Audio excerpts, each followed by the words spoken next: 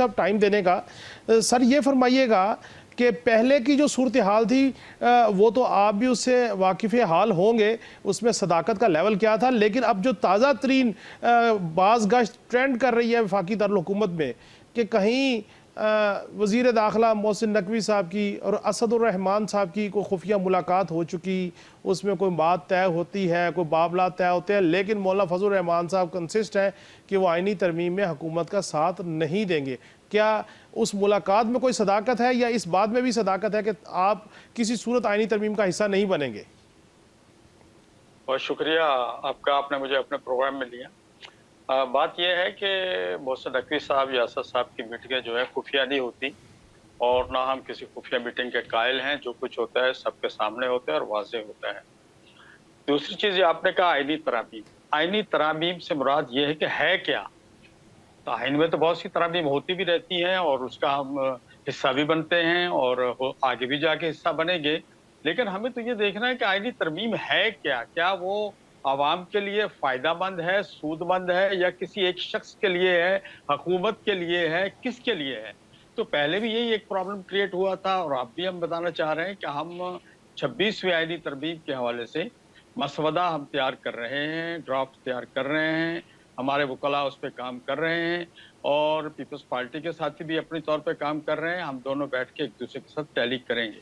लेकिन मकसद वही है कि देखना ये होगा कि आया है क्या, तरामीम है क्या, और उनको कैसे हम उनको सपोर्ट कर सकते हैं, गौरी नहीं साहब, कर सकते, जैसा कि पहले था। गौरी साहब आपके कहने का मकसद ये है कि जो आइनी तरमीम 26वीं आइनी तरमीम है उसका मुसव्विदा आपसे हुकूमत ने बाज़ाब्ता तौर पे वाया पीपल्स पार्टी या डायरेक्टली को शेयर कर दिया है?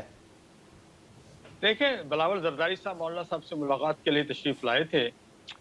इस सारे प्रोसेस के बाद जो हुआ, जहाँ इजलास मुलतवी हुए, तो उसके बाद बिलावल साहब तशरीफ लाए थे। उन्होंने प्रपोजल दी थी कि आपके और हमारे लोग बैठ जाएं और 26वीं आइनी तरमीम का एक खाका हम तैयार कर लें।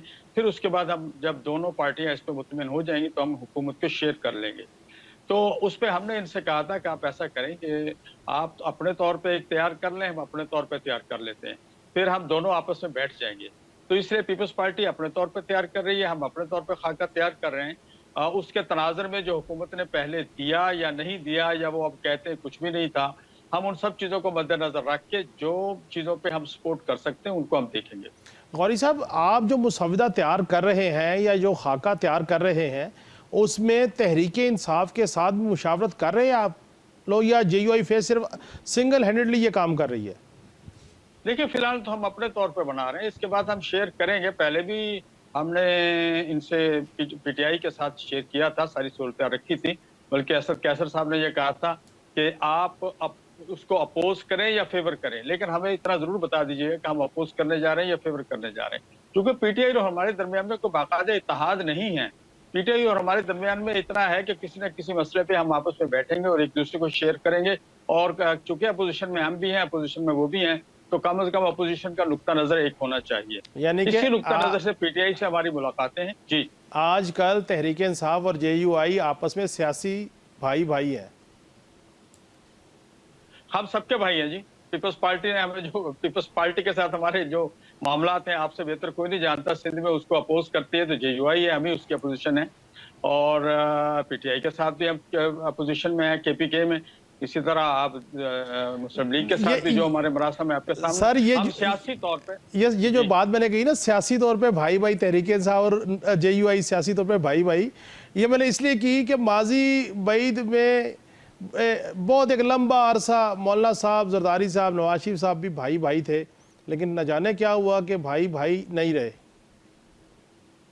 देखिए सियासी मैदान अपने अपने हैं, सियासी लाइन अपनी अपनी है। अपनी अपनी पार्टी के अंदर हम अपनी मशावरत करते हैं। हमारी मजालस शूरा भी है, मजालस आमला भी है, दीगर मजालस अमूमी भी है। हम उनमें शेयर करते हैं और एक डिसीजन लेते हैं।